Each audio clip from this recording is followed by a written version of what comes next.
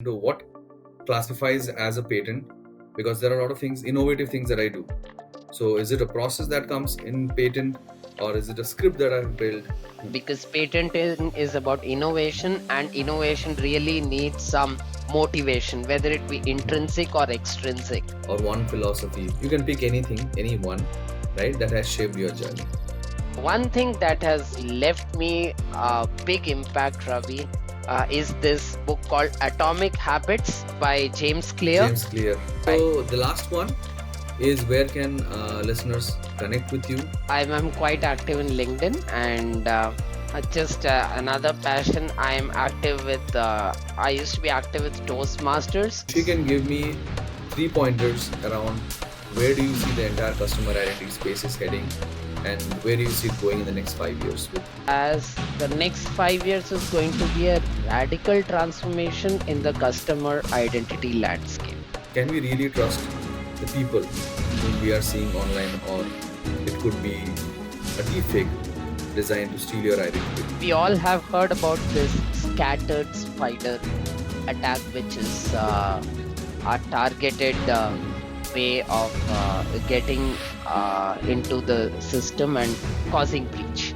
Namaste everyone. Today we have with us Sreeram Vasudevan, Senior Solutions Architect at Ping Identity, a seasoned technologist whose journey through the evolving world of identity has been nothing short of inspiring. In this conversation, Sreeram shares insights from his professional path leading to Ping Identity, and we have deep dive into some truly thought-provoking discussions. From the rise of AI, agents, and deepfakes to how customer identity is transforming into a powerful force shaping the digital experience. It's a mix of real world experience, technical depth, and forward looking perspectives that every identity professional will find valuable. We have also gone into asking some of the real questions as to, can we trust everyone that we see online, right? And how do deepfakes and synthetic identities are affecting the entire customer identity business. We did deep dive into a little bit of decentralized identity, and also the best one is, what advice has Sree given to all the professionals who want to build a career and make an impact on the identity and access management space. So stay tuned. This one's going to challenge how you think about identity, AI, and the future of digital trust. So I'll see you in the other side. Thank you very much. Welcome to India's first identity podcast. Why not IAM?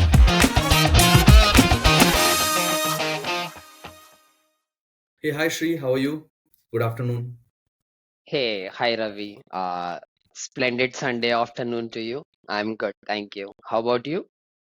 I'm good, I'm good. And first of all, thank you very much for joining me in for this podcast where we'll be deep diving into deepfakes, customer identity, your journey first and foremost, and then the future of identity access management, specifically catered to freshers and working professionals.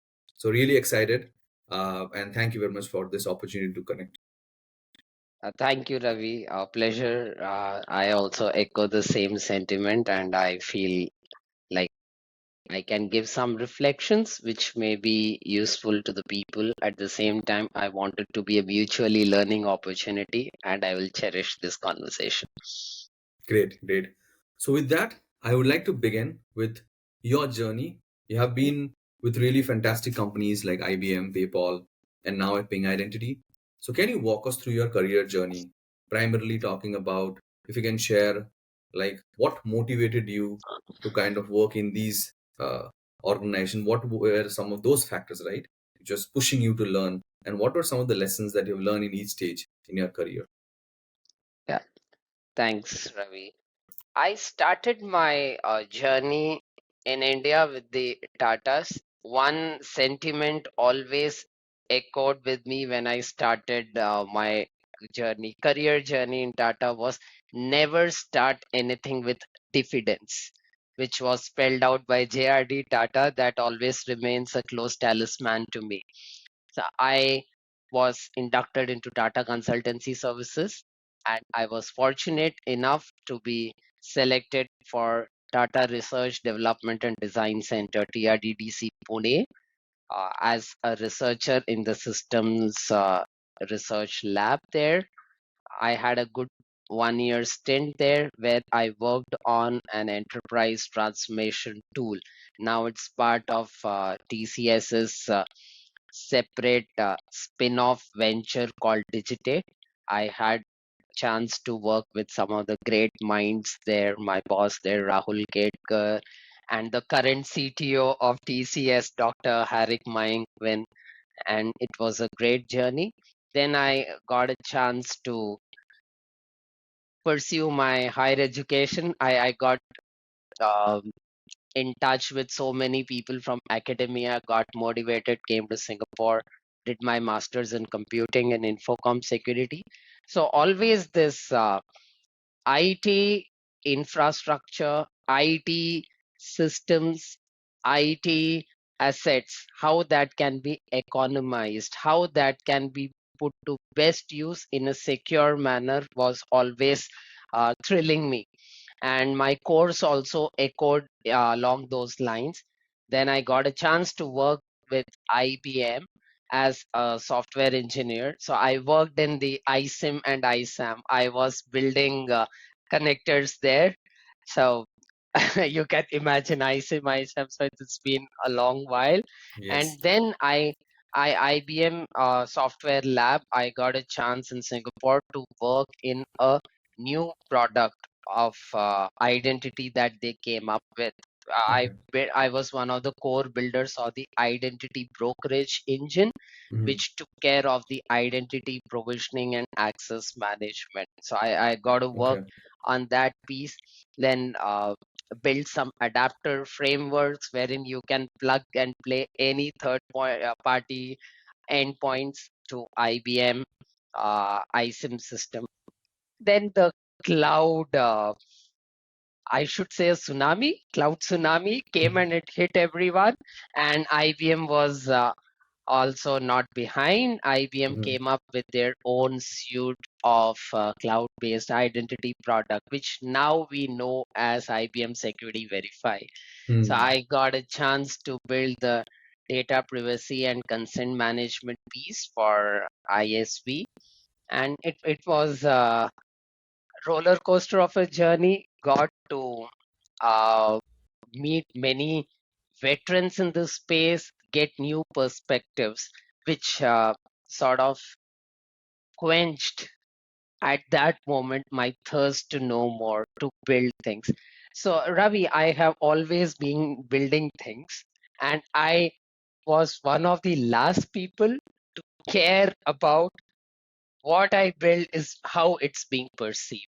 I got a chance to be a lab advocate Okay. in Singapore for Credit Suisse, and I happened to interact with people there. At that time, I understood, hey, the product what we build, it's not exactly the same way that is used on the ground. Yes. Customers have a Mhm. different perspective. And somehow I got a new superpower unlocked, wherein I managed to uh, convey, to portray, and to depict what we are building Mhm. and how it addresses certain business cases. And I got some valuable feedback from there and took back, and with my tech team, I got something incorporated in the product. It was an amazing experience, which I always cherish. It so Okay. happened that my mentor, she recognized, hey, you have this good skill. Why don't you try into solutions engineering? Hmm. Try a pre-sales role. You can talk the parlance of both world, and you seem to, bridge the gap. I have an Hmm. opportunity. Why don't you try? And that's how PayPal happened to me. It Okay. was Okay. my first tryst with payments. It was my first tryst with pre-sales, both Mhm. of which I have never done before, but I took a leap of faith. And the only thing that I owe is my quest to know more and an open mind to embrace change, Okay. which I built over time. And I took this chance, and it proved to be a good one. a good choice. Sometimes Great, you great. realize a little late Mhm, as mhm, to whether the choice you made was indeed a right one. So, Ravi, either the choices are right ones or you strive to make them right. So, in different yes. circumstances, I have done both. And Okay. that's what is rewarding. In PayPal, I was involved in showcasing the PayPal Complete platform Mhm, (PPCP), and I worked on a product called Braintree, which is the unbranded payments platform of PayPal. mhm. And I was working for Southeast Asia merchants, and Okay. I was blessed with an amazing team. And I used to build a lot of tools there, and something I got my hands dirty, and along with one of my friends, I built a playground. Now, that is being used as a standard pre sales demo tool by 90% of the solutions engineer in PayPal. Though I have Okay. left it, I haven't decommissioned it, it's still running around.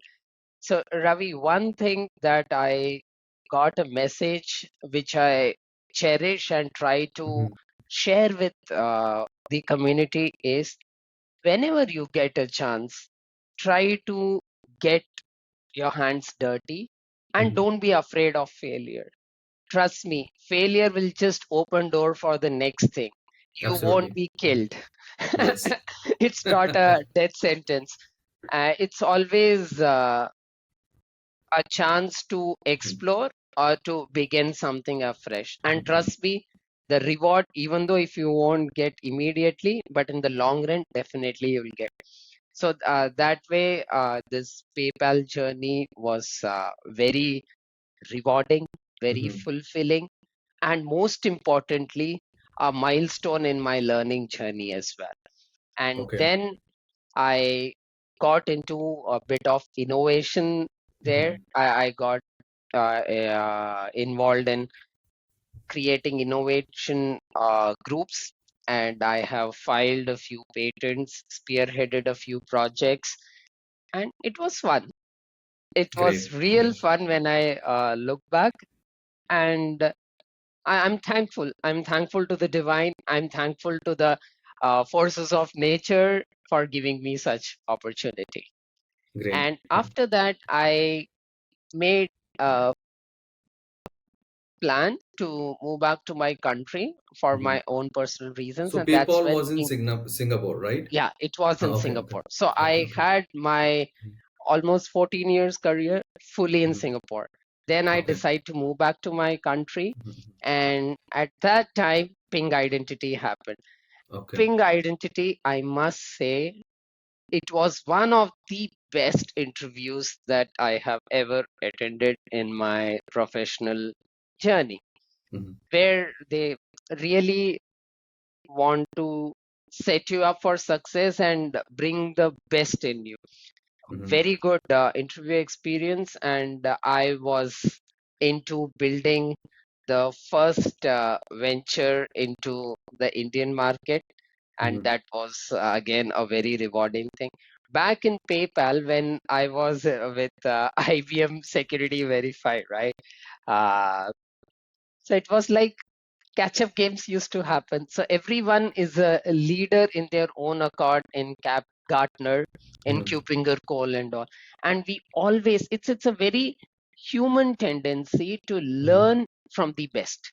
So we Yes. always had this catch up games with different leaders, and we try to incorporate to replicate the best practices, the Mhm, best features, so that we build something robust and make an impact to the IAM community. Oh, what mhm, an irony! IAM community as a whole, we define new standards.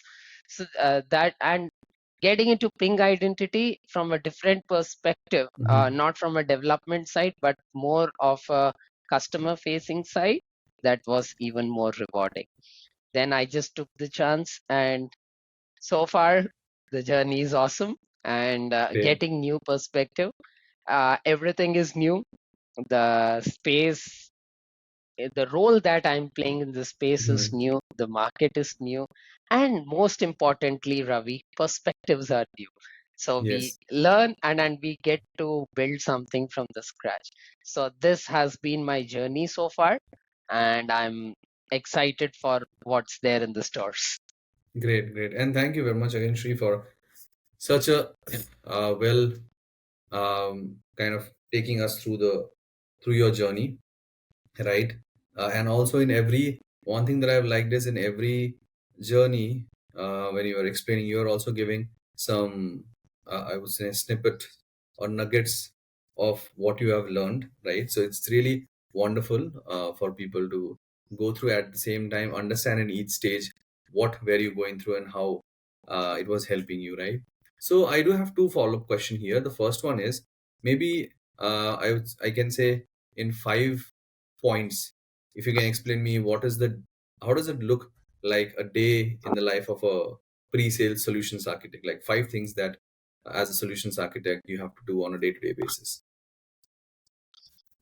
Okay. Ravi, I will take a bit of liberty, creator's liberty, and I will rather this 5 points, I will put it as 5 aspects. Okay, Sure, sure. these could be something from the work and from Hmm. the perspective also Hmm. that makes our journey in this pre-sales role Hmm. more Hmm. rewarding. Okay. First is communication. We need to very clearly communicate what is on the table and what we bring value.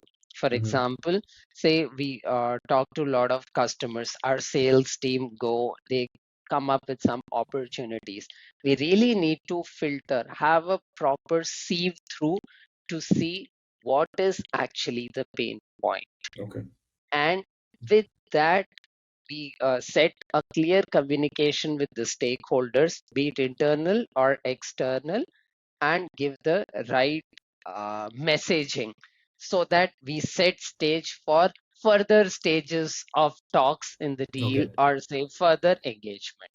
And second is a clear focus on dedicated time for learning. Very, Okay. very important, Ravi. You can extend that, extrapolate to upskilling or whatever nice term you want to put it in this bracket. I fully subscribe to that. I strongly believe, and this is true, unless we learn what we want to sell Hmm. or what we want to work on or what we want to pitch and believe it, we cannot do a good job. Hmm. First you have to make yourself believe in that product. For that, Okay. learning is the key. So the second aspect is learning. Third aspect is when we try to have a conversation with people, try to bring the value. Okay, Okay. what for a pre-sales engineer, thanks to some of my mentors, with this is a mantra: never ever go with the mindset that you want to sell something. Go with the Hmm. mindset that you understand the customer's problem and you Hmm. are genuinely interested in that. So that way, Ravi, trust me, it fosters very strong relationship, and it builds a trust, and the customer also opens up that this is Hmm. what they're actually facing and we can bring the value. Okay. Straight away, I just go and I just open my catalog. Hey, I have this can do for you this, that, blah, blah, blah. Okay, thank you. I don't need this. Probably we can talk next time. So this Hmm. might be a natural response. So Yes. we Yeah. have to turn the tables, show empathy, and portray business value. Third one. Hmm. And the fourth one is, let me just have a sip of water.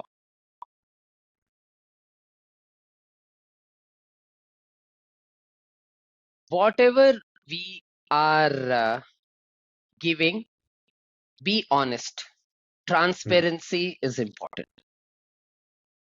As sales engineers, we are Hmm. like technical guardians for a particular opportunity. Okay. we play an important role in technical qualification. So Mm-hmm. it's paramount that we are honest, we are transparent, that what we can offer. At the same time, we need to be very creative uh, as to how we can accomplish some things that cannot be achieved out of the box. For example, Okay. Ravi, in market like India or a bit any market, often there is a feature comparison. You have this, you have that, Mm-hmm. you have this, you have that, right? It is inevitable. We can't run away from it. Mm-hmm. So whatever we have, be firm on what we have. And for what we don't have, are there any ways we can accomplish it? Some things may Mm-hmm. not be available out of the box, but some things through a system integration perspective or partnering with another agency or an entity, we can Mm-hmm. accomplish it. That way, we make a no to a green tick, right? So we have to have that transparency and honesty in what we are bringing in. Okay. And the fifth important thing that I will always say is have a unified voice whenever we are talking. This is very important. One voice is very important, Ravi, when we are Mm-hmm. especially representing an organization. Mm-hmm. When we are going to a customer, okay, always preparation is the key. Uh, uh, we sync up with the internal stakeholders and understand what's going on, and then we go and pitch what we want to say. And Mm-hmm. trust me, customers can ask anything and everything under the sun. Okay, so we must be prepared, and customer doesn't care that okay, this person is from sales engineering, he's from sales, he's from Mm. customer success. I get that. For him, no, he'll just throw the question. If Mm. the question is meant for you, take it. If you don't know, it's absolutely okay to be say that I don't know at the moment, I take this back and get back to you. So that Mm. sort of brings a picture of conviction, saying that okay, this person is genuine and he will get back with the answers rather than cooking up some stories. If Mm. somebody else's question is targeted at you, then please in a subtle way start a conversation and pass it to the right stakeholders. If there Mm. is not so much agreement with what say me and my other team members during a conversation with the customer, never confront, put it in a very collaborative perspective, and don't cancel out each other's voices. At the same time, Mm. give the right picture and have that unified important voice. Our voices should not be disparate. So these Okay. are the five mantras that I generally take when I wear the hat of sales engineer in every opportunity I engage. Great, great. So I'll just summarize it for the audience. The first one Yep, definitely is communication, right? yep, Second is learning. You need to constantly upskill yes, yourself. And the third one is to have that, to show value and have empathy on yes, customers. And then yes. being honest with the Hmm. deliveries, with the offerings, with the features, functionalities, right? And the last Yes, one is trying to have a unified voice where if there is a yes, group of stakeholders representing the customer, we all should have a same voice. And then definitely, if there is something that you do not know, you say upfront, figure it out, and try to again with that activity you actually try to build the trust, right? And yes, once you are trying to share the right information, and someone will only be able to share the right information if they have the knowledge. So that's where upskilling comes into picture, and you'll be able to right. articulate well if you have good communication, Yep, right? And you're doing that's all of this, immaculate. right? And if you're doing, the reason why you're doing all of this is because you have empathy to the customer, right? So that's You how have I would written like an amazing screenplay with the five pillars that I said. to It's well captured. Thank you for that. right. So the second one Hmm. is really around something that I've also seen some of my mentors doing this, which is patent, right? uh, right. And I've just heard once one of my mentors kind of going through a patent process and all. So I, for the audience, right, and people who are innovative, like there are a lot of things that they do at work. So I wanted Hmm. to break this whole thing down into what classifies as a patent, because there are a lot of things, innovative things that I do.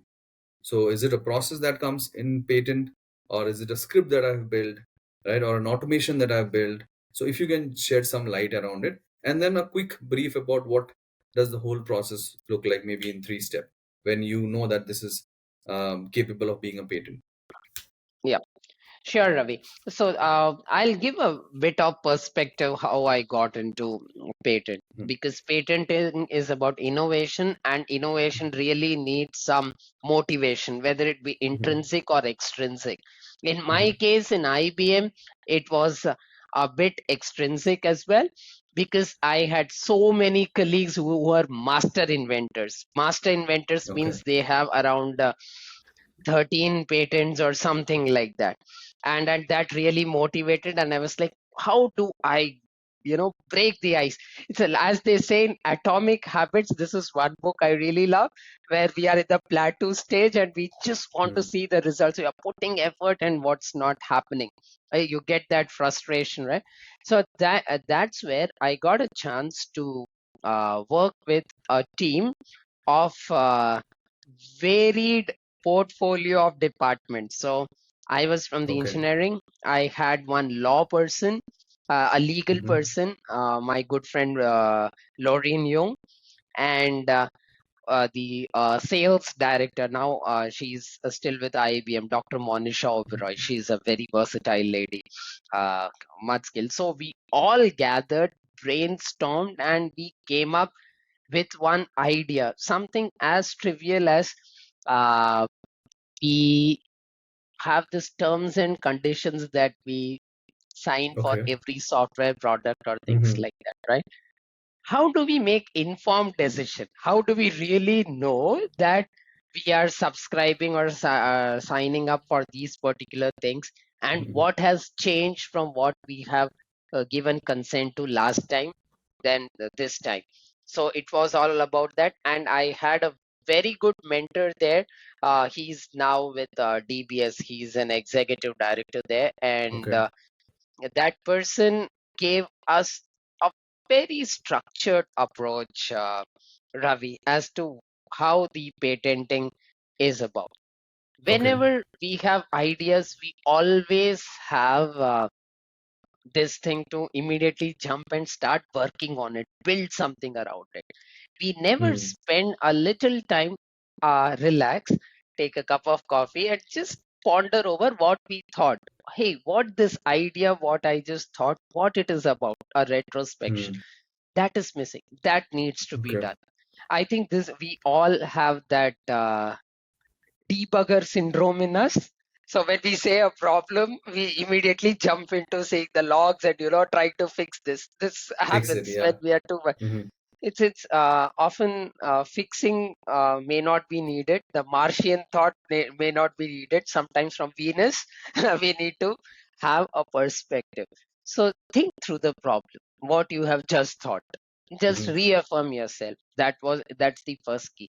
Second Okay. is we need to see whether there are prior art or previous inventions Hmm. that have already been done around it. Okay. We do some bit of research, basic research. I'll tell you in the detailed process where more people, legal people help you with that, but the basic research, that is Hmm. important. And third thing is, how is my solution that I come up is different from what's lying in the market? That's Okay. very important.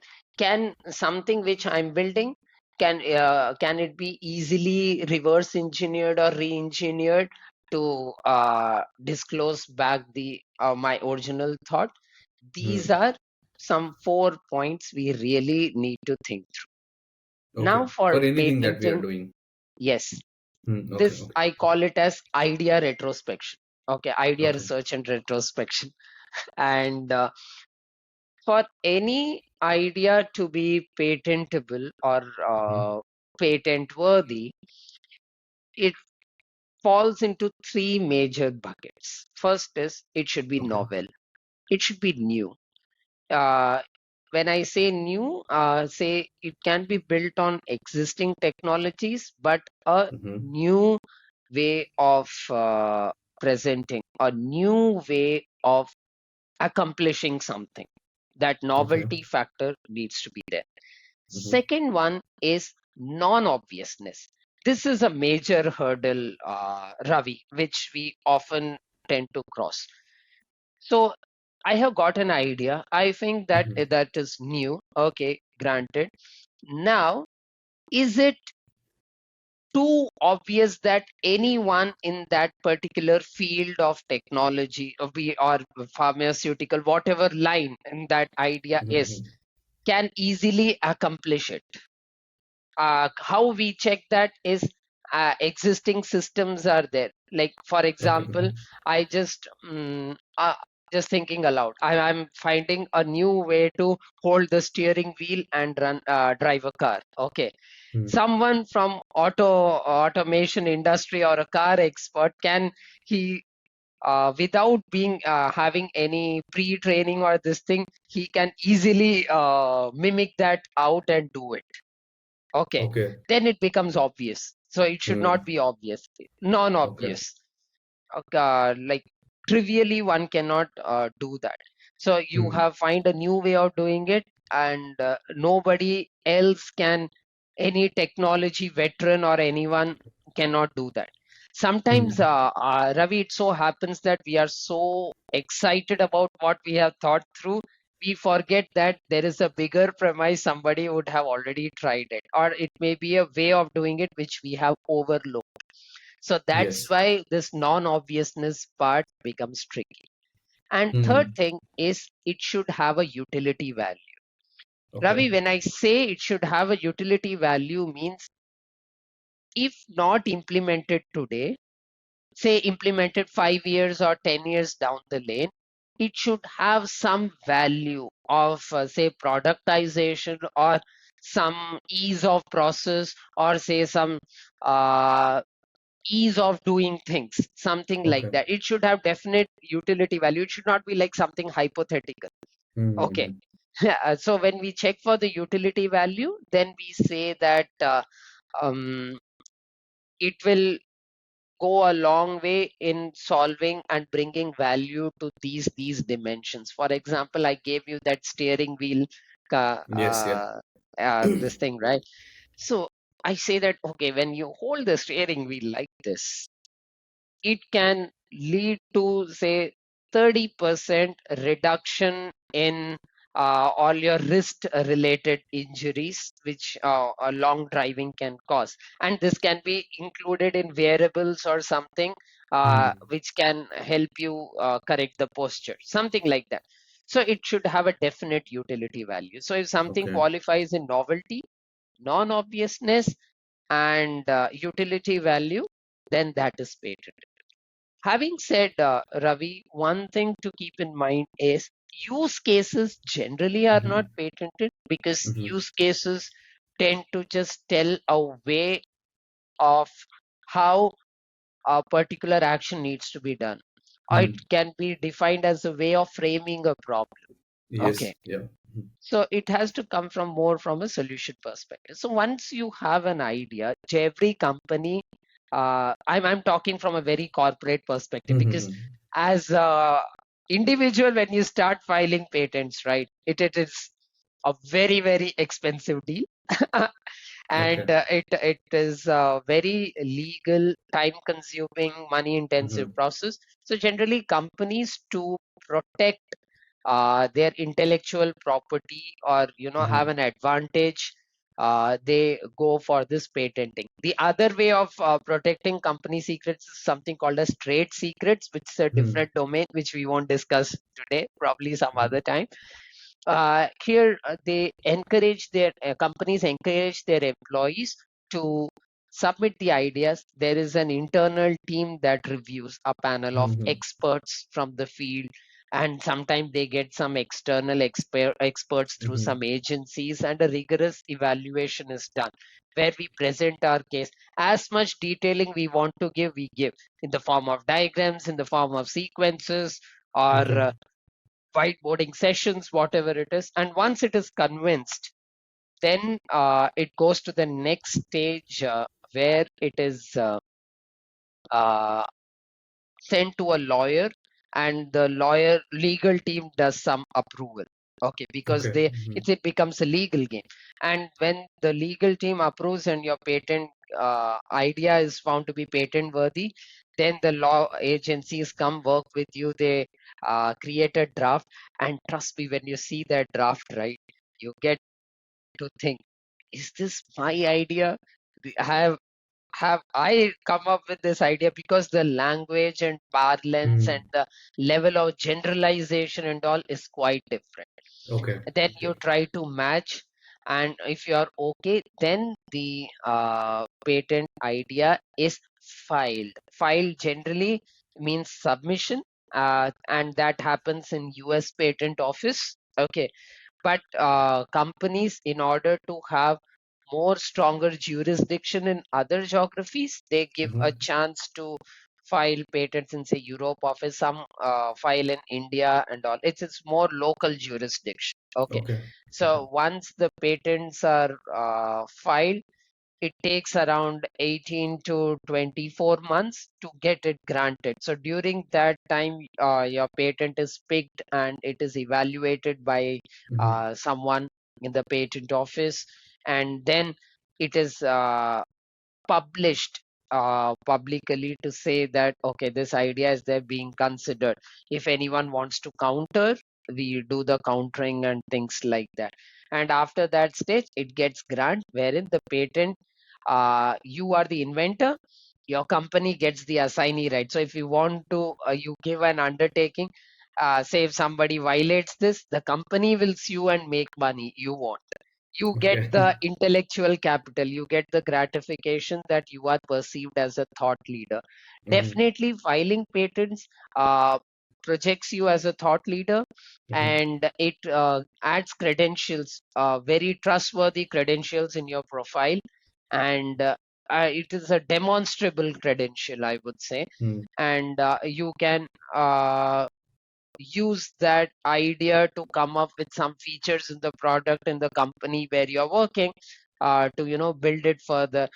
I would say it's a good way of influencing the roadmaps. Yes. Yeah. So you can Mm. get some features in, and those things are very much there. And it keeps your, for me, it just keeps your innovative juices alive. It's a way of showcasing innovation. And Absolutely. you don't tend to spend money here, because company takes care and company rewards you at every stage, with Mm. some monetary or non-monetary rewards when it is filed and when it is granted. So patent is actually yours in public database when it is granted. Ravi, when I mentioned about novelty, right, Mm-hmm. one thing I forgot to mention. So when you have an idea, make sure that that is not published in any journal or anything before. Okay. Okay. And some kind of open publication should not be there. Mm. Otherwise, it discounts the process. Okay. Because that is not obvious then again, right? Yes, That. it kills the Mm. novelty aspect also, Uh, and obviousness to a certain extent. And mm. a new rule that has come up with the US Patent Office, which I just went through a bit, is with this advent of AI. So there is often chat GPT can be leveraged to, write Write a new patent ideas and all for you. ideas. So now systems have also become smarter. So if anything that you are submitting, it should not have more than 20% of contribution from AI. I don't know how they come up with this 20% number and how they evaluate it, but this has been put. So if anything more than that, it is not considered as a patentable idea. Okay. Okay. Yeah. Great. But yeah, thank you very much, Sri. Again, this was a nice way you walked us through on what qualifies as a patent, and then we discuss about filing processes and what is the benefits. So I hope this will inspire the listeners to kind of see through the lens of an inventor rather than an engineer or a cybersecurity professional, right? Just to go above and see how they can also become an inventor and then contribute to the broader IAM space. So, with this, I want to move to the next section, which is now more into the domain that you're working currently. Hmm. So, I know you have recently uh, given a talk at Immerse Tech event, right? And as well as Hmm. um, like a webinar, right, with the mainstream team, and both of Hmm. them were into the customer identity space, right? So what Right. is attracting you to this customer identity space? And then you've also worked on the workforce identity. So can you Hmm. give a difference between the workforce and the customer identity space? That's a very interesting question, and I sort of expected this. Ravi, the identity parameter, I would say the identity space has evolved over Mm-hmm. time. What started as something for workforce that has actually now extended its branches and arms to the customers, the end customers who actually are part of your system. They consume your system.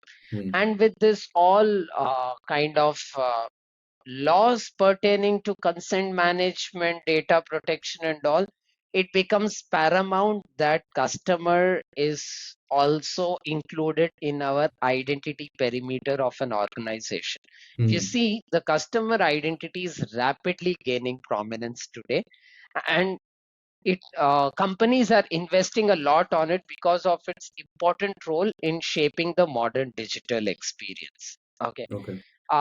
in workforce, which is, I would say, more of securing your internal systems for employees, customer identity is about building trusted relationships and Mm-hmm. business growth, wherein you have to have the right balance between experience as well as trust. Okay, Okay. this fundamental difference in purpose creates a unique and compelling set of challenges, and also it opens up a Pandora box of opportunities.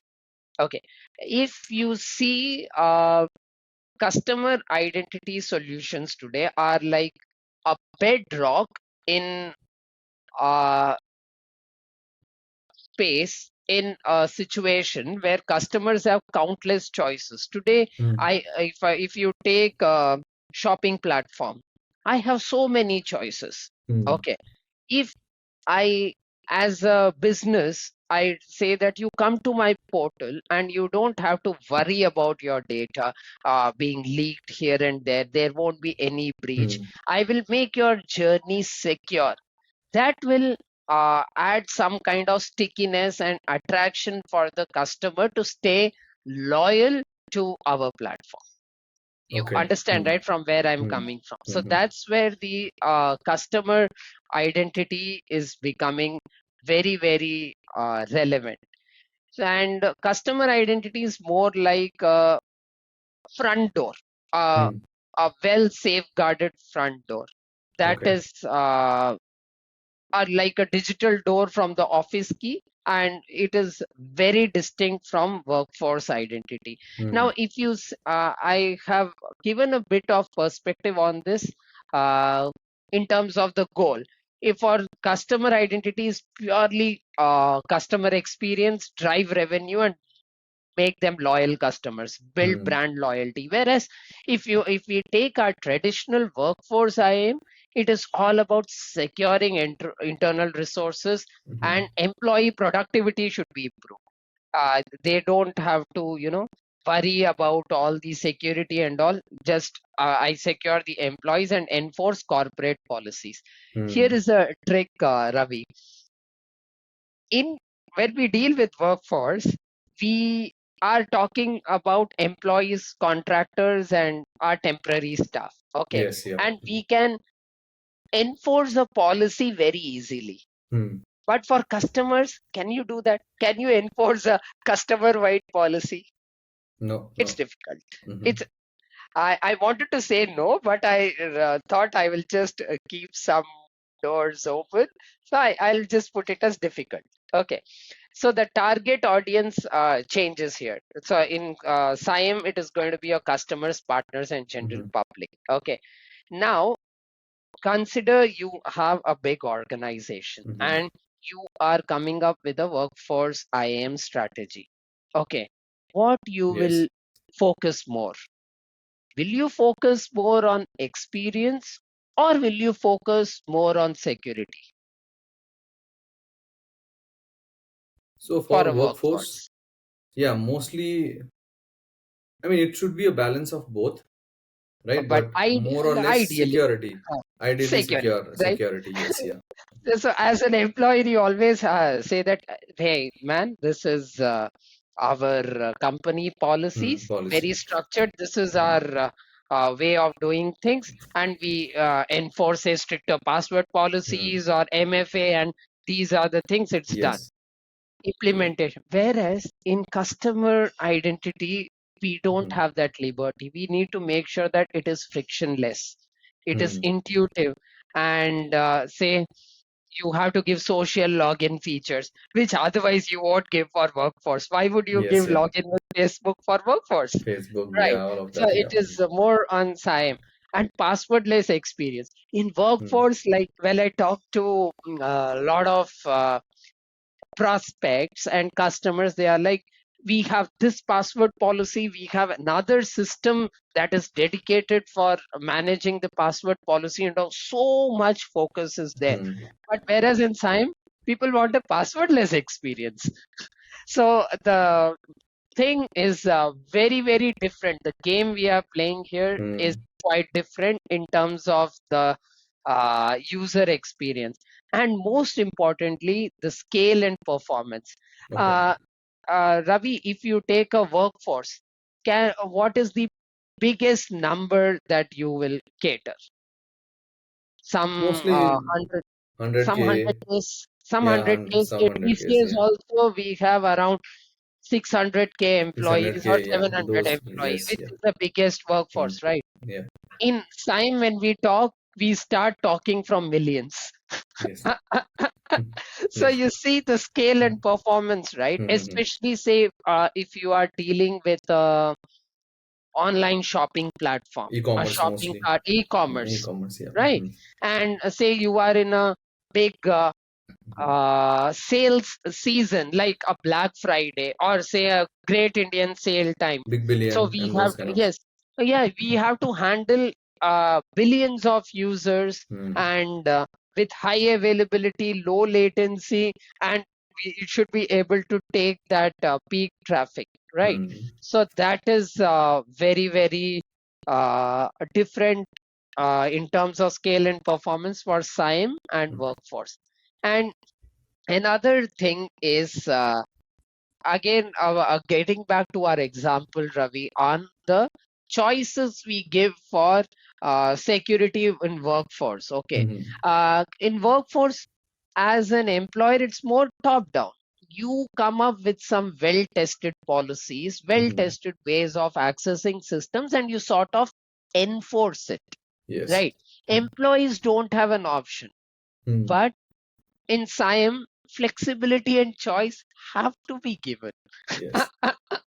Correct. So the in terms of authentication preference Hmm. or be the friction in the authentication experience, the steering wheel lies with the customer. Hmm. So that is the flexibility and choice aspect which differs in SIAM. And in terms of data management, in an employee contract for workforce, you can take a consent directly that with a blanket statement that we will be Hmm. holding these information about you, and employees may not have a chance to alter it in future for Hmm. certain organizations. But we don't have that kind of choices with SIAM. Yes. Customer is fully in control of their information. Today, we build a system, we take these consent. Tomorrow, we should be able to expose an interface where they can withdraw or alter their consents, Hmm. which is not there with The our workforce. workforce. Hmm. Correct. So data management becomes paramount. Here again, I'd like to reiterate about this DPDP Act and GDPR, GDPR. where Hmm. all these personal data, a customer, the data subject should have a full control over it, right? Hmm. Which is paramount for CIAM. Okay, and everything ties to business use case, right? So in workforce, again, we want employee productivity, operational efficiency, and most important word, which everyone has a mania about, compliance. Yes. So workforce identity focus on this. Whereas in Hmm. SIAM, compliances are different. The most important thing is tied to business growth. I have to create a platform which you know captures a user, and Hmm. he is there, and I retain that customer, and I lead to more business. I lead to translated accelerated revenue. So More from these a are revenue the, perspective, yes, right? more It is from more the revenue business driven. Hmm. drivers are totally different, Hmm. Hmm. and Hmm. the investment on what do you say, in workforce IAM, you can control it. You may have a Hmm. choice. Okay, I do this, I don't do that. This is the way I will do it. Hmm. But in SIAM, it is different. You have to give certain things uh, to lure the customer. Okay, like if you have an e-commerce platform, customers should confidently come and just focus on shopping. He should not Hmm. focus about other things on how secure his experience will be and all. Hmm. That Hmm. Hmm. confidence you have to give, and Yes. that's part of SIAM. So if I have to give in a nutshell, okay, I think we talked a bit in length in this.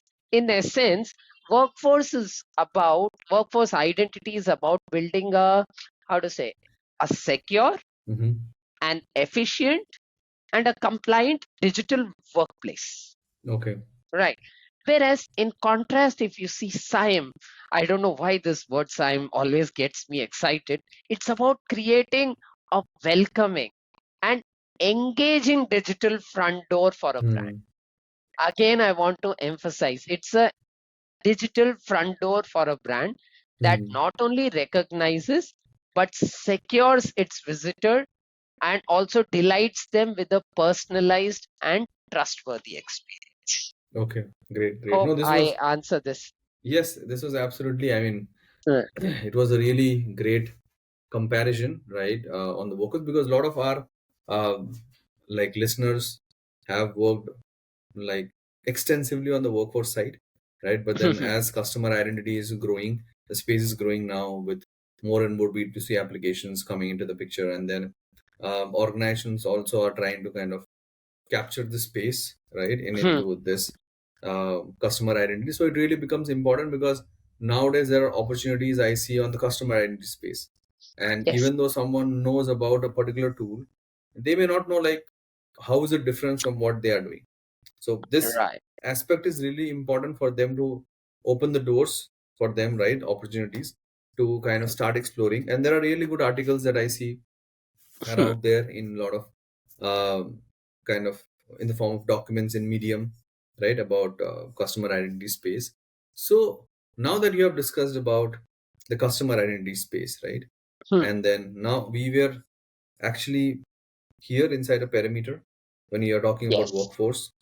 Now with yes, customer, we have moved out, right? The yes, moment you move out, hmm, things become tricky, right? yes, And one of the question that really hits me hard every hmm, time, right, hmm, is can we really trust the people whom we are seeing online, or it could be a deepfake designed to steal your identity? Because, and most of the time, you see that happening on the customer space, and now it is translating more into the workforce space. So I would really want to understand, like, how do we trust people? right. So I'll just start with some context here. Hmm. Uh, a bit tangential, but we can tie this back. We all Hmm. have heard about this scattered spider. attack, which is a targeted Mhm. way of getting into the system and causing breach. Yeah. Okay, and surprisingly, it involves a lot of social engineering elements, which otherwise you would have thought that it had more impact on CIAM side, but it actually Mhm. caused more damage in the workforce identity.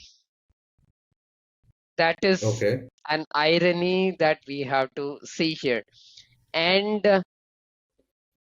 when we talk about in these lines, verified identity becomes paramount because we have so many ways that Mhm.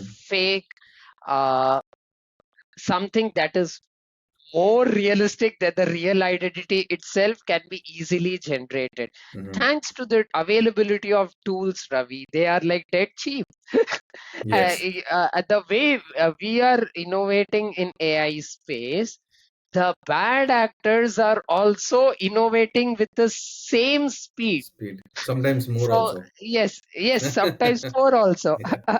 So Because they the have a deep, focus of building them. We don't have a focus yes, of like constantly protecting it, right? Like yep. definitely. So so we are laser focused on making, they are laser focused on breaking. But the focus is there. So the ultimate talisman here is wherever there is focus, Mhm. there will be results. Yes. That is a bit philosophy I'm trying to link. But Mhm. having said, what you see cannot be trusted, what you Mhm. hear cannot be trusted, what you speak cannot be trusted unless it is verified. So only Mhm. verified trust becomes paramount. Today, say we are in this call, Ravi. Okay. And how can I know that it is actually you? Or how can you know that it is actually Sree? It can Mhm. be a totally premediated and what do you call staged conversation that has been kept, Mhm. where the one of the parties may be real and the other party may be totally uh, fraudulent, Mhm. powered by deepfake. And thanks to this Gen AI capabilities, it can be more realistic, like conversational Yes. chatbot kind of thing, or actual. Since you are generating some data which is too close to real thing, so it Mhm. can be easily fake. So one example I can say about that.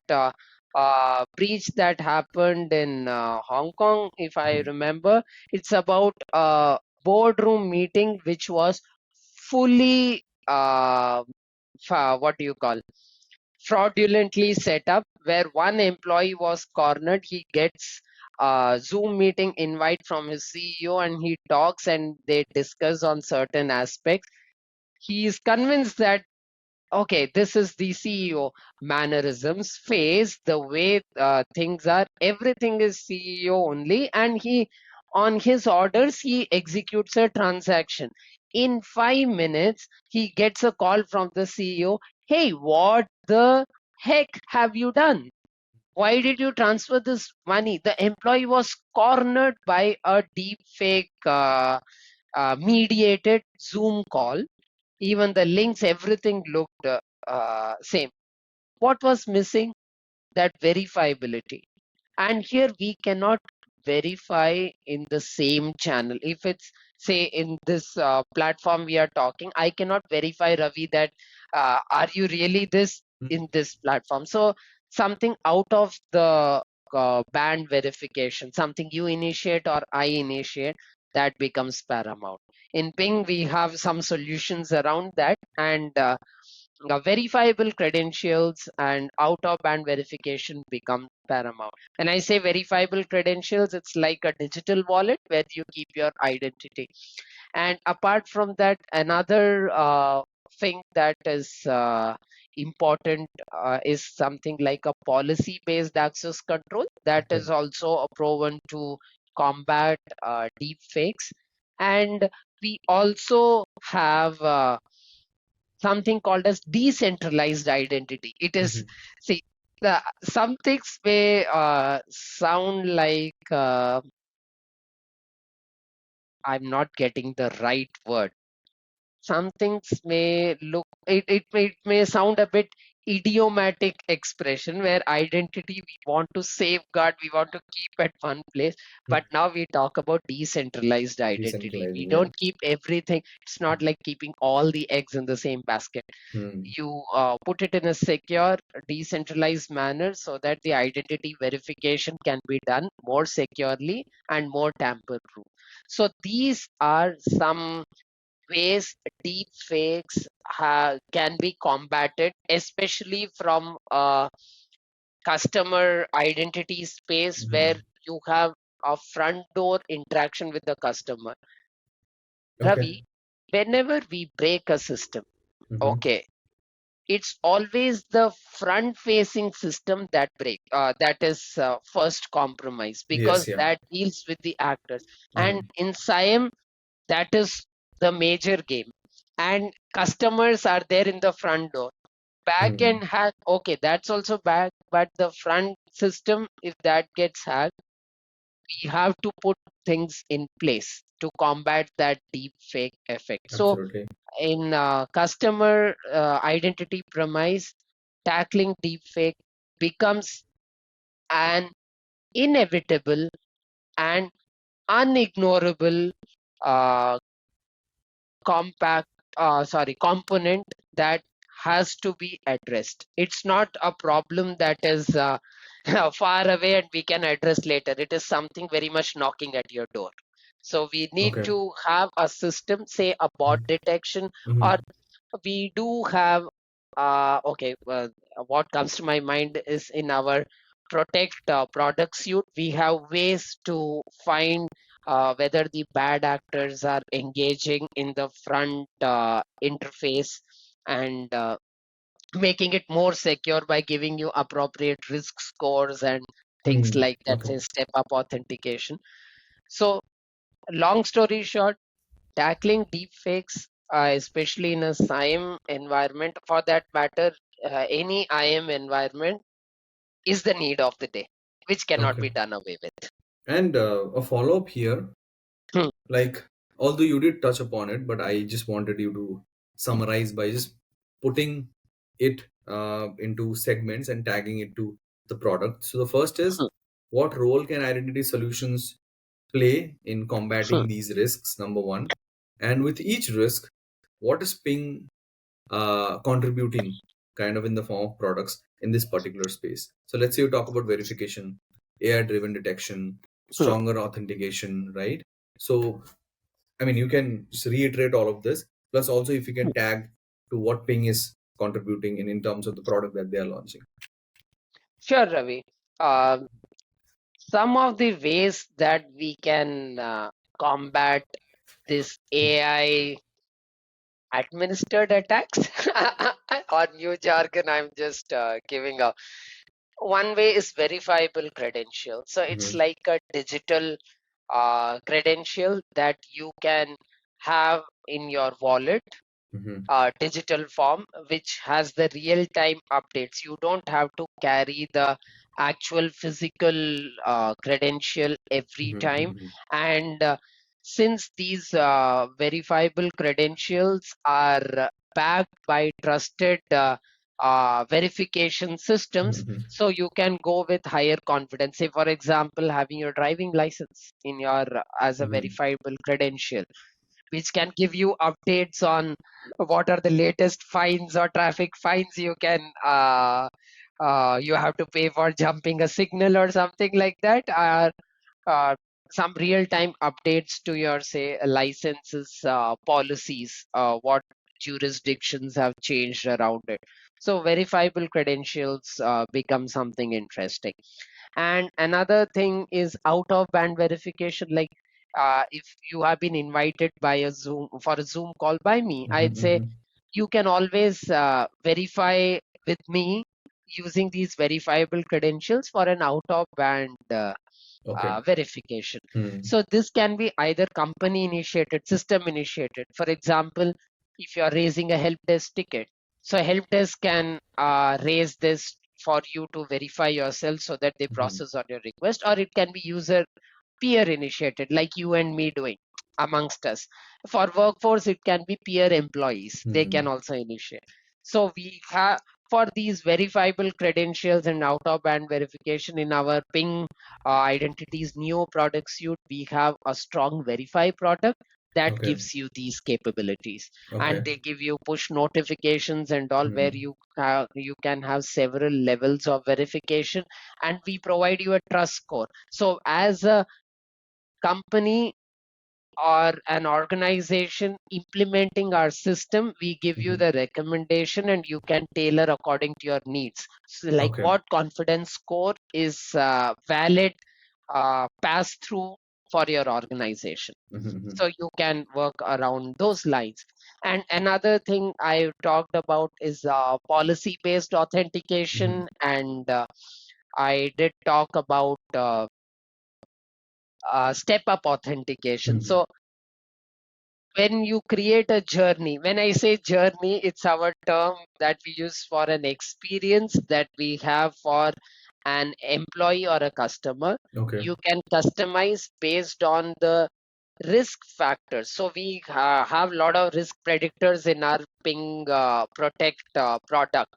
Based on that, you can come up with a threshold and you can challenge. Mhm. If you find a suspicious login, you can ask for an step up MFA. Ask that person to prove themselves a bit more so that you can give access. Mhm. This way, you have the right balance between experience as well as security. So you Okay. just step up only when there is a need. Risk. If we Mhm. just Mhm. give step up for everyone, it beats the purpose. Yes. Yeah. Right. Right. And another thing is about the decentralized identity, which is Mhm. also being worked in our product suite to come up with new features in terms of just in time, uh, just in time access provision and all for, say, Mhm. sudden privileged access and things like that. That's part of our roadmap. Okay. Okay. And we do give you a lot of ways to customize the user journey using our universal services like protect or verify, and you can define the way you can act in certain situations that you encounter with. Okay. Great. Thank you. I mean, this I think really summed up the topic we started around deepfakes, customer space, verifiable credential, to kind of eventually tag it back to the products that Ping supports. Anyways, I'll be linking articles related to these products in the description for viewers to just go and explore and understand. And if they already are a Ping customer, then definitely they may also get access to try some of them, right, in their Sure. organization. So Yep.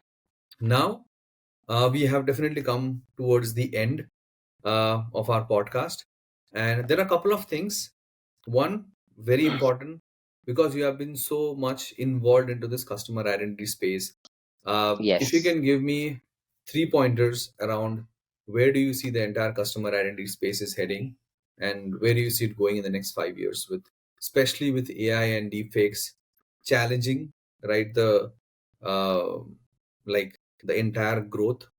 So I would like to hear maybe three points on where it is heading in the next 5 years.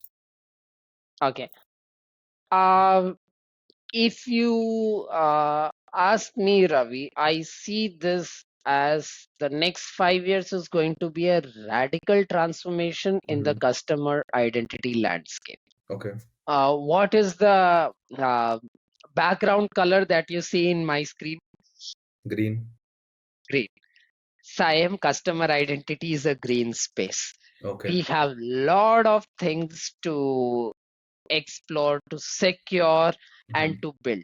Okay, and this radical transformation, which I talk in this green space of customer identity, is driven by a very, very compelling need, I would say, for a Hmm. more secure, private, and seamless digital experience. Okay. Okay, And I have been always mentioning about this trade-off between security and experience, right? So both has to go hand in hand. The pleasant, frictionless journeys that we are building today are uh, having a collision course, I would say, with the sophistication of AI-driven uh, Okay. thefts, most importantly, deepfakes. Okay, Hmm. so now the way we do authentication, just a simple example I'm giving, that is going to change. I feel it's from a say simple authentication event, it will move towards more of a continuous risk aware trust. So Hmm. now it is no longer authentication, it will be more of trust. Okay, Trust. Okay. so it's not like you just check once, do one time check and you are done.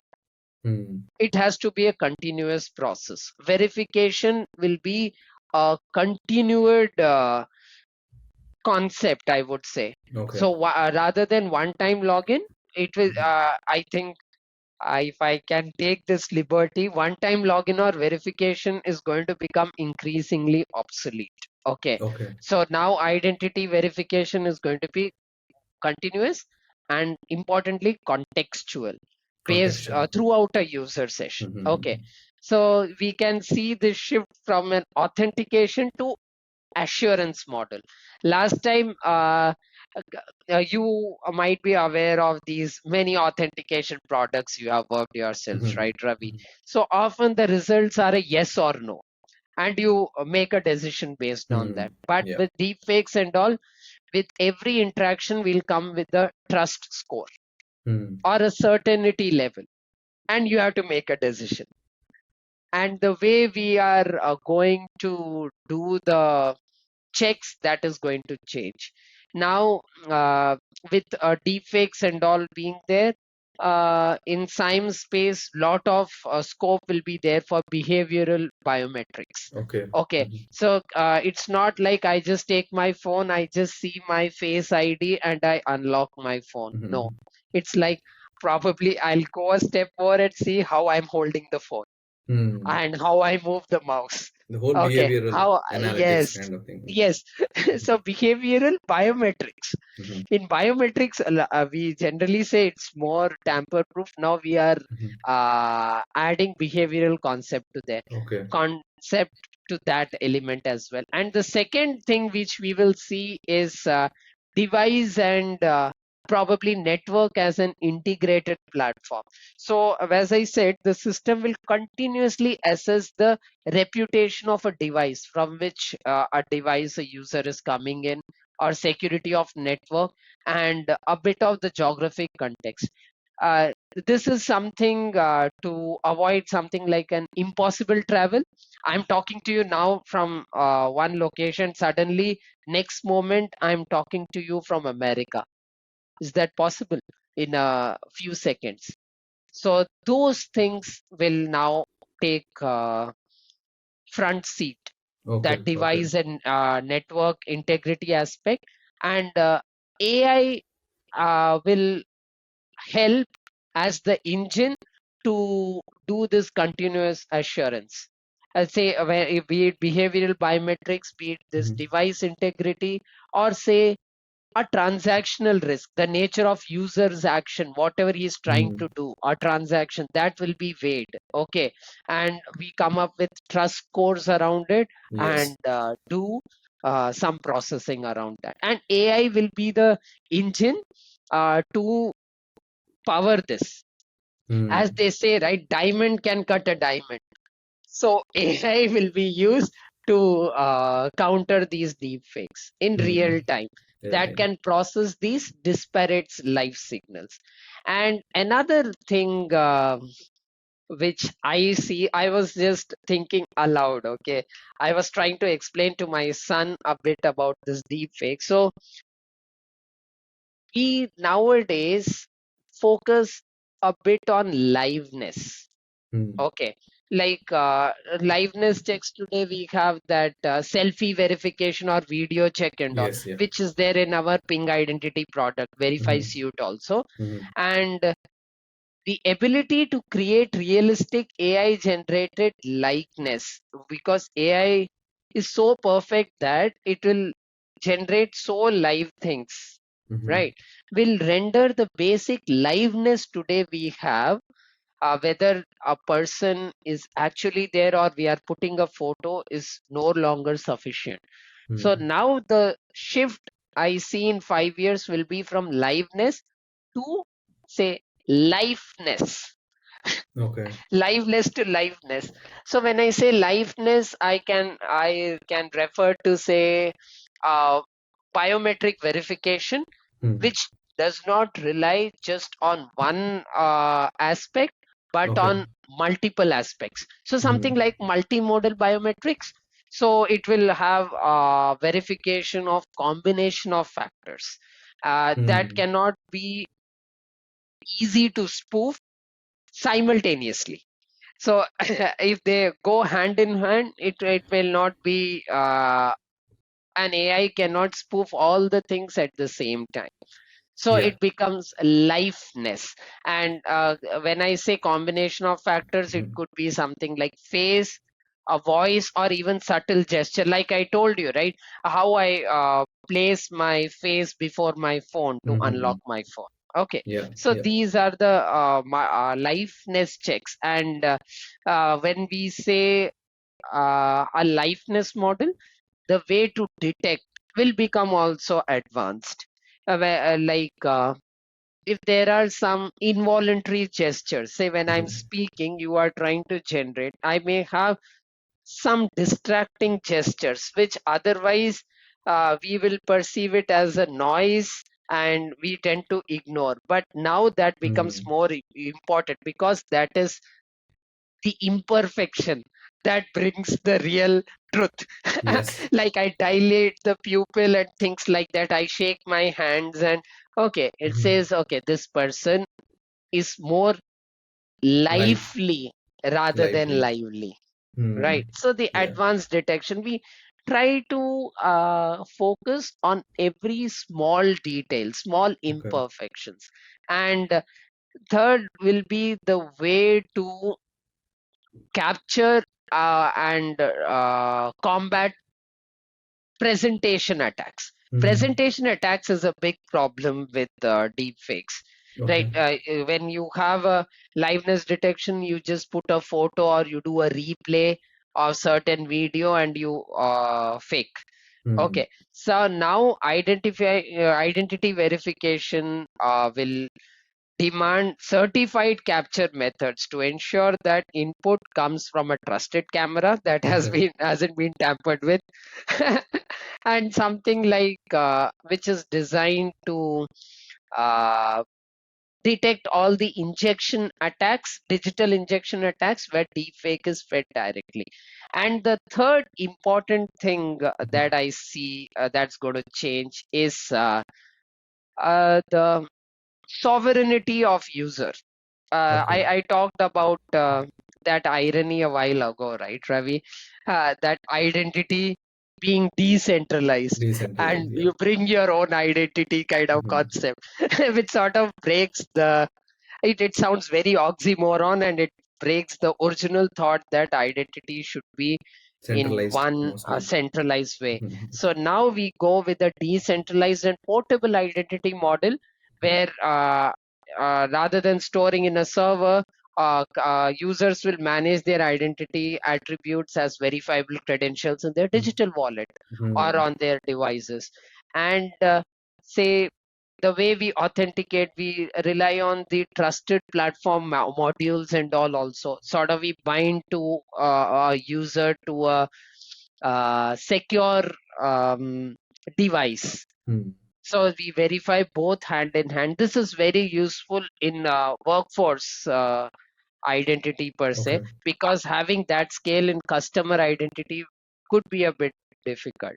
Okay, Okay. and we create a web of trust. When I say web of trust, where credentials from one trusted entity can be accepted by another. Okay, so this way it's like a shared blockchain kind of idea, wherein you get a secure access to a trusted platform where everyone can just go and consume through a Okay. consumer service. Having said all this, Ravi, one thing is very, very important. The technology and training should go hand in hand. How much ever we do technological advance, the users, the customers, the workforce, they should be empowered.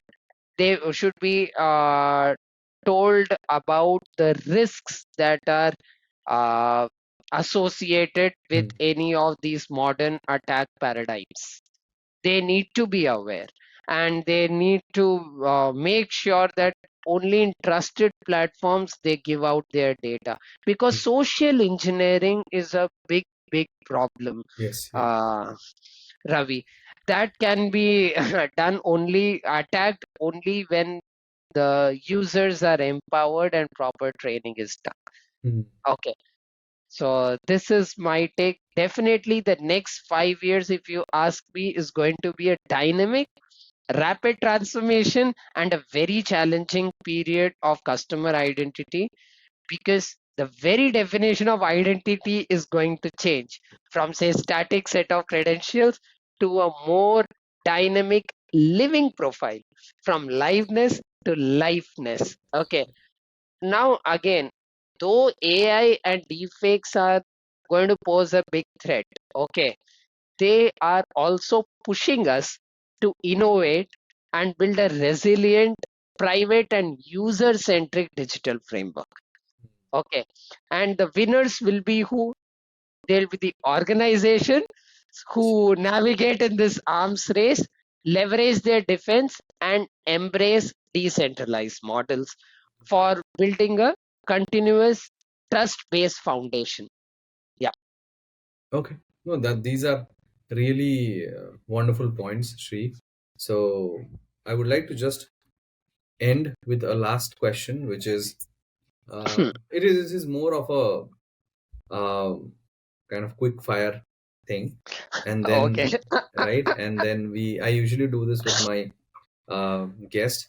So, and then in the end, we can just let everyone know where people can connect with you, because it is a Yeah. great learning experience with all the things that you have said. And I really want to extend this further into Mm.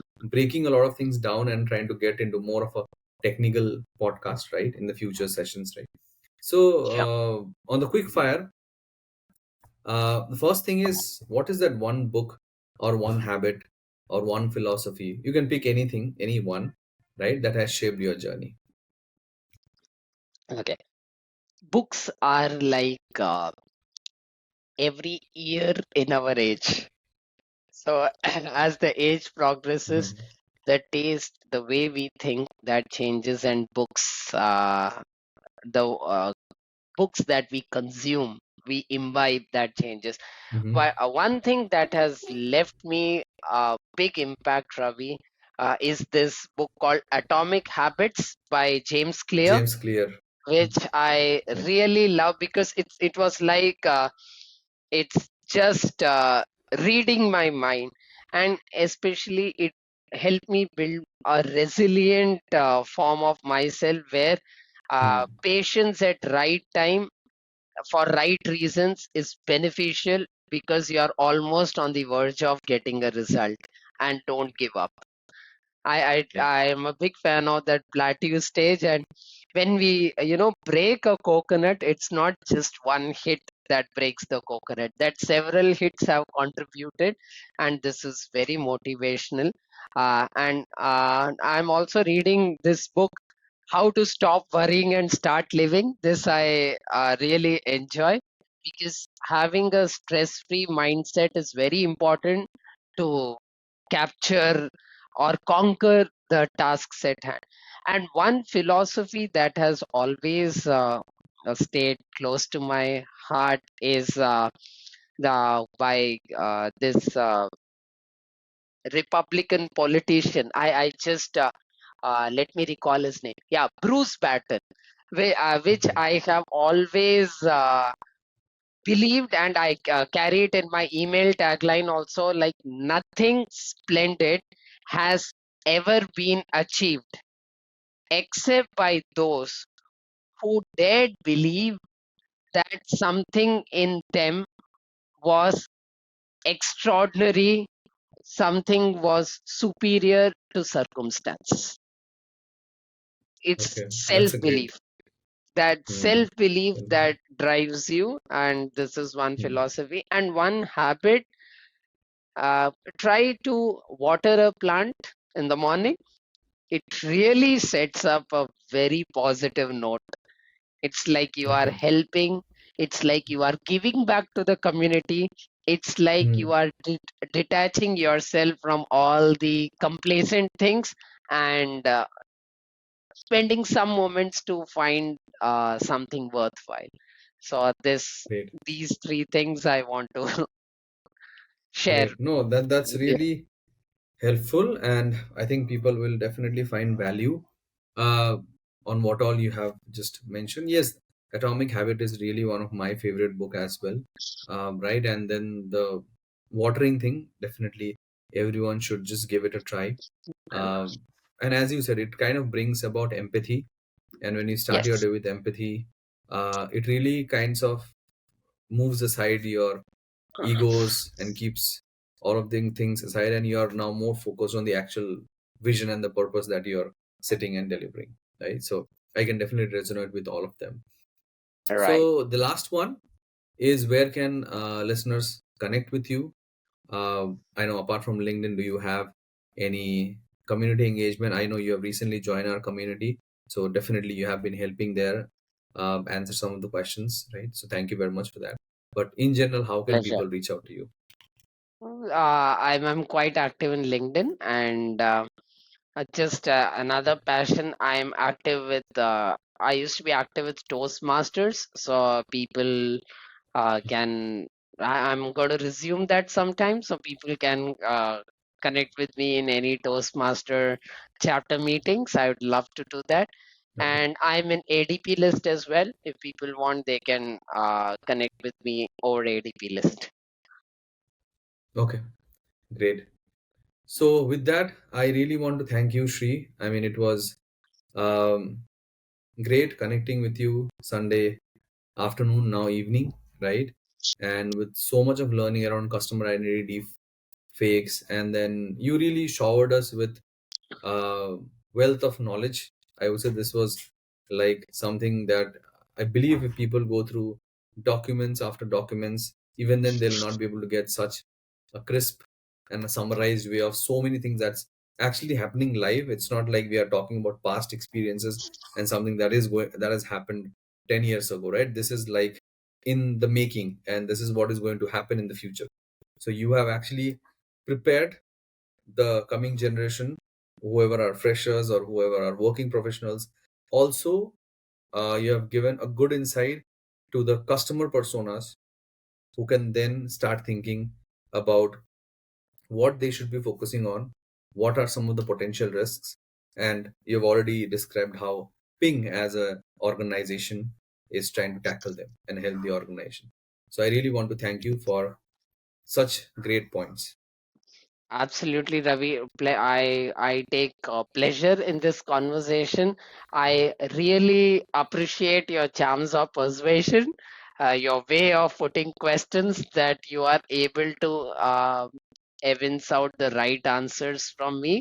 And I really loved the way you challenged me with the follow-up questions, and gave me a perspective of what is actually being in the normal trend, and I will really cherish it. It was a mutually learning experience, I would say, and I want to congratulate you and pass my best wishes for doing such a great work in the community, and building a community, not only building it but sustaining it, preserving it, and nurturing it, and keeping it alive.